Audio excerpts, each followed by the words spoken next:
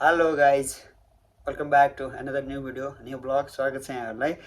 It's me Jiwan. I hope सबैजना सन्चै आरामै हुनुहुन्छ होला। जहाँदेखि हेर्दै हुनुहुन्छ, विश्वको जुनसुकै कुनाबाट हेर्दै हुनुहुन्छ, सबै सन्चै आरामै हुनुहुन्छ होला भन्ने आशा अपेक्षा राखेको छु। म पनि सन्चै आरामै छु। आज फेरि एउटा नयाँ भिडियो ल्याएर हजुरहरूका समक्ष आइसकेको छु। भिडियोलाई स्किप नगरिकन हेरिदिनु होला। एकदमै महत्त्वपूर्ण टपिक रहेको छ।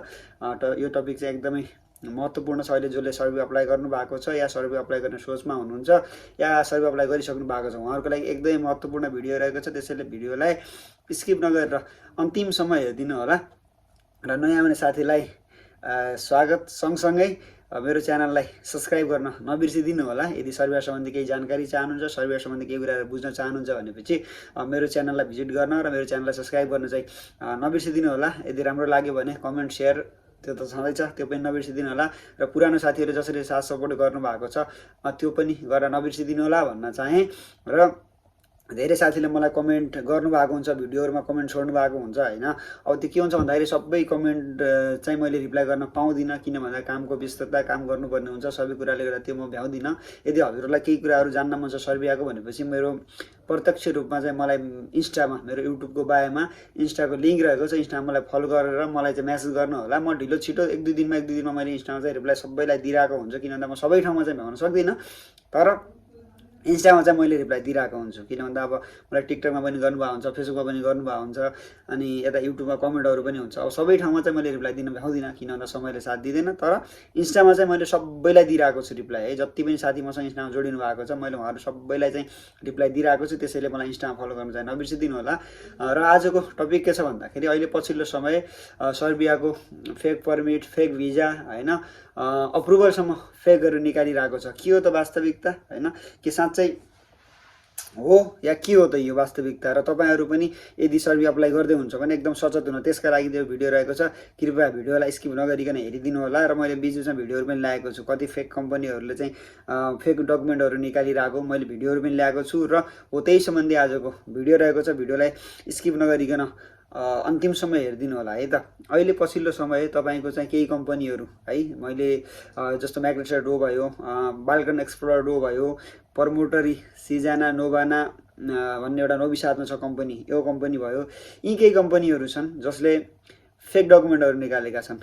Fake offer letter, fake work permit, fake company contract, fake submission र फेक अप्रुभल र फेक भिजा है, भिजाहरूसम्म निकालेर मान्छेहरूबाट पैसाहरू असुल गरेर लुटी धन्दा चाहिँ गरिरहेका छन् है। त्यसैले पहिलो कुरा त हजुरहरू यदि सर्भे अप्लाई गर्दै हुनुहुन्छ भने एजेन्ट भन्दा पनि मेन पावरको थ्रु चाहिँ अप्लाई गर्नुहोस् क्या। कुनै व्यक्ति विशेष जस्तो तपाईँ गाउँमा हुनुहुन्छ, ए फलाना मान्छेले चाहिँ काम गर्छ भनेर त्यो गाउँको मान्छेको थ्रु भन्दा पनि प्रत्यक्ष रूपमा मेन पावर गएर चाहिँ हजुरले अप्लाई गर्नुहोस्। अलिक राम्रो मेन पावर बुझेर अप्लाई गर्नुहोस्। त्यसो गर्नुभयो भने भोलि हजुरको इनकेस पैसा फसेछ भने भोलि हजुरले कमसेकम मेन पावरसम्म गएर हजुरलाई एउटा बोल्ने बाटो र हजुरलाई आफ्नो पैसा असुल गर्नको लागि एउटा ठाउँ चाहिँ पाउनुहुन्छ क्या हजुरले। तर व्यक्ति मात्रै छ भने त्यो व्यक्ति भोलि कहाँ जाने, फोन स्विच अफ गरेर बस्ला या हुन्छ नि सोसियल मिडियादेखि टाढा बस्यो भने हजुरलाई एकदमै गाह्रो हुनसक्छ। त्यसैले सर्वप्रथम त हजुर सर्भे अप्लाई गर्दै हुनुहुन्छ भने व्यक्ति विशेषबाट भन्दा पनि राम्रो मेन पावर बुझेर मेन पावरबाट अप्लाई गर्नुहोस् है।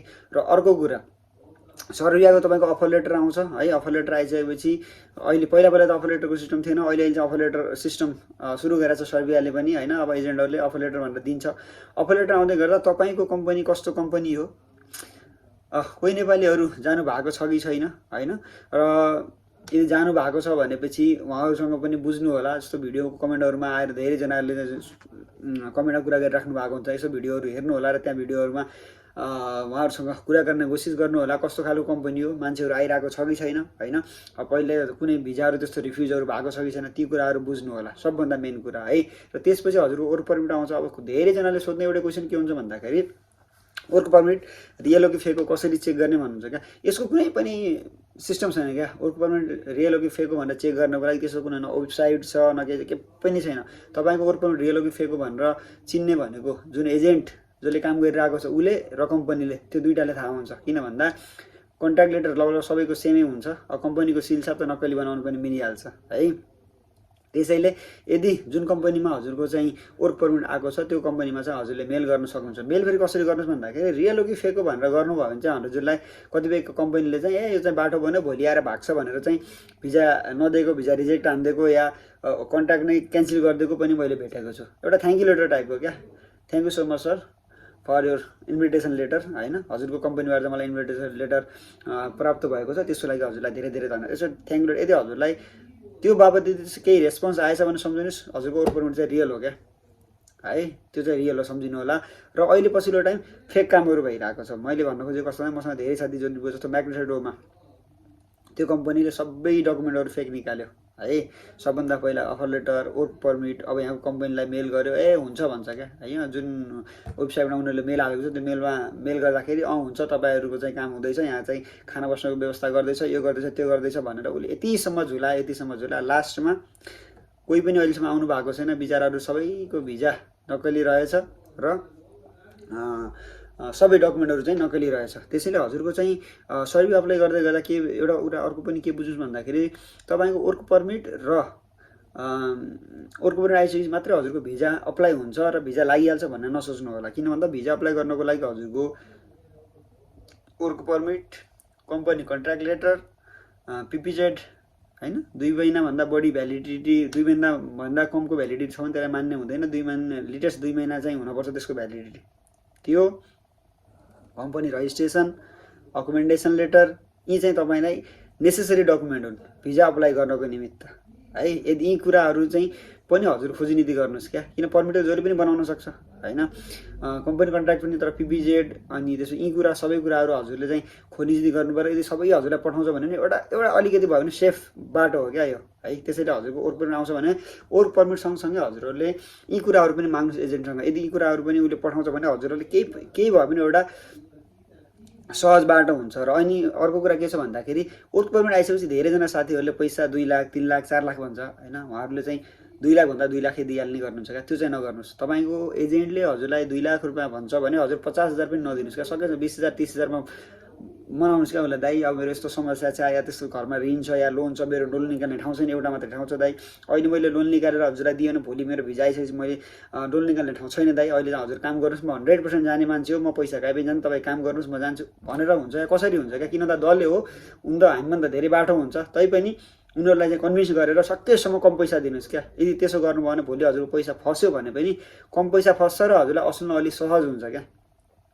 है। धेरै पैसा फस्यो भने हजुरलाई लिन गाह्रो हुन्छ है, त्यस्तो भइरहेको छ। र एजेन्टहरू सबभन्दा चाहिँ हजुरले एकदम एजेन्ट भन्दा पनि मेन पावरको थ्रु अप्लाई गर्नुहोस् क्या है। अहिले जति पनि केसहरू प्रायः भइरहेका छन् एजेन्टका थ्रु जतिले अप्लाई गर्नुभएको छ उहाँको थ्रु चाहिँ भइरहेको छ क्या। किन भन्दा मेन पावरले त लामो समयदेखि काम गरिरहेको हुन्छ होइन, उसलेसँग अलिकति अब यहाँको बारेमा जानकारी हुन्छ होइन, यहाँको एजेन्टहरूसँग प्रत्यक्ष रूपमा कनेक्टेड हुन्छ, जानकारी छ। जुन एजेन्टहरू हुन्छ अब एजेन्टहरू कस्तो भन्दाखेरि धेरै कमाउने आशमा, जस्तो म एजेन्ट छु, मैले अब यहाँ कतै एउटा एजेन्टसँग कन्ट्याक्ट गरेँ धेरै कमाउने आशमा, यताको एजेन्टले यदि फ्रड गरिदियो भने दुइटै डुब्यो क्या। यताको त उसले पैसा आफ्नो लगिहाल्छ अनि नेपालको एजेन्ट पनि डुब्यो र जुन एजेन्टको थ्रु त्यहाँ अप्लाई गर्दै हुनुहुन्छ त्यो मान्छे पनि डुब्यो है। यस्तै भिडियो मैले पहिला पनि हजुरलाई ल्याएको थिएँ, यो कम्पनीको नाम मैले झट्टै बिर्सेँ है। धेरैजनाले अप्लाई गर्नुभएको थियो, फेक भिजा निकालेको मैले भिडियो पनि हालेको थिएँ है। अनि त्यसपछि म्याग्नेटो डो भइहाल्यो, बाल्कन एक्सप्लोरर डो भइहाल्यो, यति कम्पनीहरू छन् जसले सबैकै सुरुदेखि लास्टसम्म सबै डकुमेन्ट चाहिँ फेक निकालेको छ। त्यसैले सर्बिया अप्लाई गर्दै हुनुहुन्छ या सबलाई सर्बिया चाहिँ अर्को पर्मिट आएर बस्नु भएको छ भने एकदमै सचेत हुनु होला। अहिले सर्बियाको लागि स्क्याम एकदमै बढेको छ। सो जुन साथीहरू हुनुहुन्छ सर्बिया आउँदै हुनुहुन्छ भने उहाँहरूले भिडियो हेर्दै हुनुहुन्छ भने एकदमै सचेत हुनु होला। र यदि हजुरलाई भिडियो राम्रो लाग्छ भने धेरै सेयर गरिदिनु होला होइन। किन भन्दा हजुरहरूको एउटा सेयरले कोही मान्छेका लागि चाहिँ अति महत्त्वपूर्ण हुनसक्छ यो भिडियो, सेयर गरिदिनु होला। र धेरै साथीहरूले भन्नु पनि हुन्छ क्या होइन, मैले भिडियो बनाएर हाल्दै गर्दा सर तपाईँले गर्दा चाहिँ हाम्रो स्क्याम हुनुबाट बच्यो होइन।